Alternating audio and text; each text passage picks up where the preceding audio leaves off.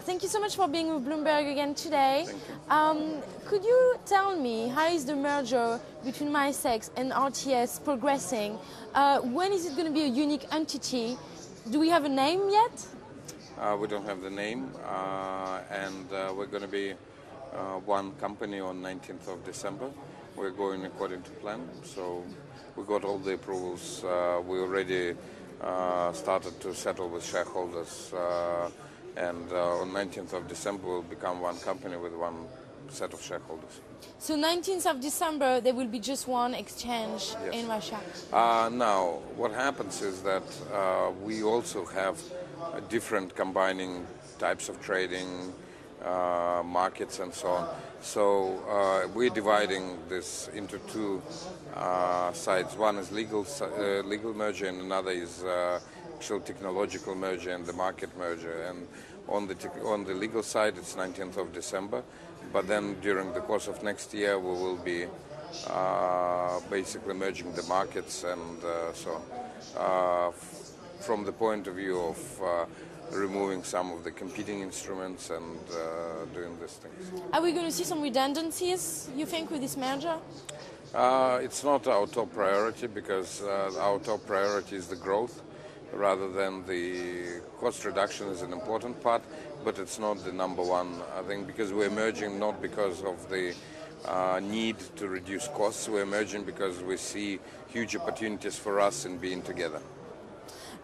Recently we've seen a few companies considering their primary share listing, moving it from Moscow to London. We had Russia's gold company, Polius, doing that, and we have another company, fertilizer producer, Fosagro, who is considering it. Is that a blow for Moscow Stock Exchange? I think it's a continuation of the trend which was happening in Russia with its financial markets over the last 10 years. And it's not something that happened today. A lot of reasons for that. The main one being that the financial system here was not developing really over the last, especially the stock market over the last 10 years. And our goal is to stop this trend. Our goal is to turn things around. But the issuers are the issuers. They will only act when they see some action. So that's why we're working on getting the law on central depository in place. That's why we're working internally on changing the settlement system from T0 to T plus 2 or 3 days settlement cycle, and doing a lot of other things which we hear from clients. One of them is obviously focusing more on local Russian investors and growing of Russian mutual funds, life insurance industry, pension fund system. This is also a priority, and we as an exchange are extremely interested, and therefore we are ready to take the lead, but then we think that the market professionals in this industry should take the lead from us. But we want to be the sparkle which will start that process. Still, I mean, Russian stock trading in London at the moment, until you have all these changes, it's like the only emerging market, if we can call it like this, where trading in London has outpaced local trading.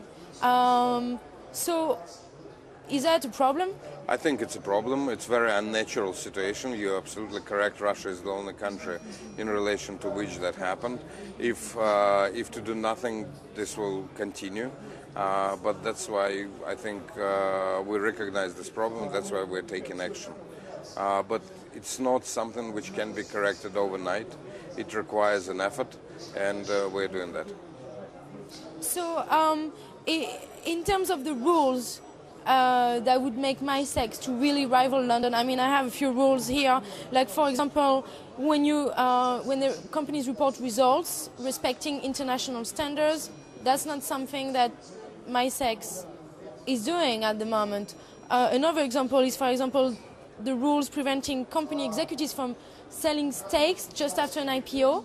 Is that something you're going to change to attract more investors? Yes, and improving corporate governance and bringing our corporate governance rules to the international standards, reporting rules, and the quality of the information being reported and the speed with which it's been reported is obviously very high on top of our list. Also, upgrading our prospectus to the quality of EU directive prospectus, that's all we're already doing. Now, the key issue here is that the exchange by itself cannot do it. It requires a very big effort and work jointly with the government because a lot of these things are prescribed by the regulations.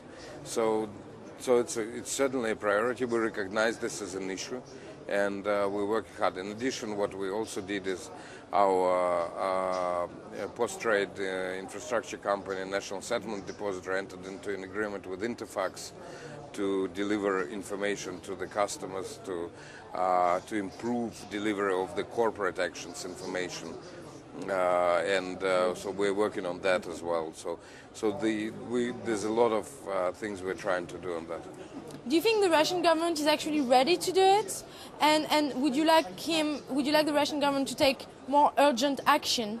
When do you think this idea of Moscow being a real financial hub, when is that happening? Is that in 2 years from now, 5 years from now, 10 years from now?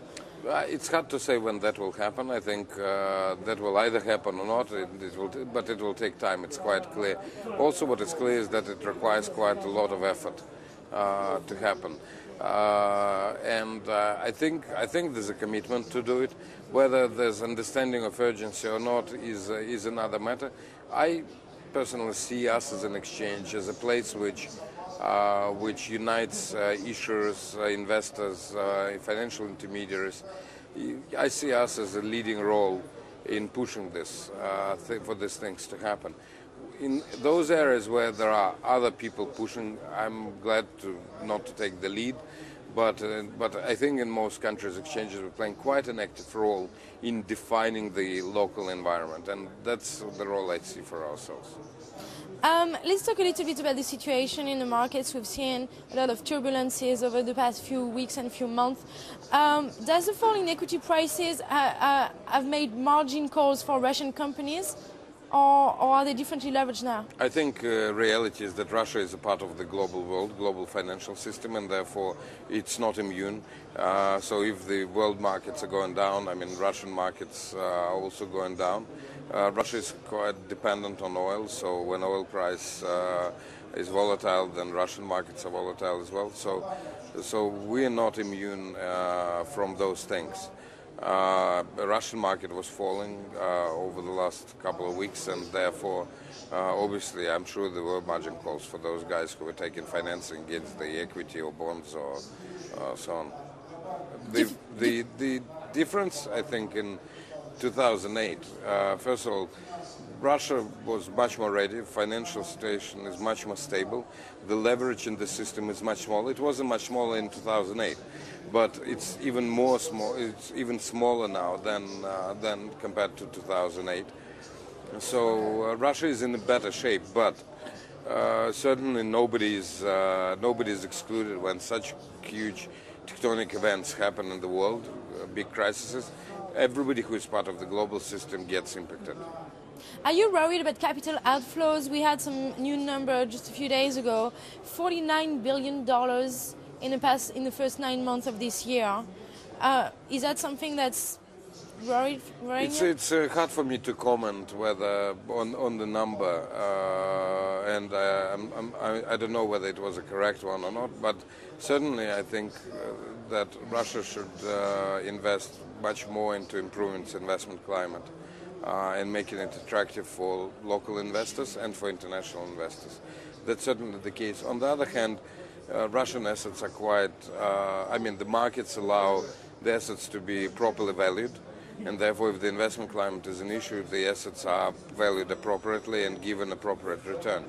So basically, improving investment climate and doing all the right things is good, but then we kind of going to be, the return to the investors will be smaller. But I think the investors would welcome that, and we would welcome that, and that's certainly a key objective on doing that.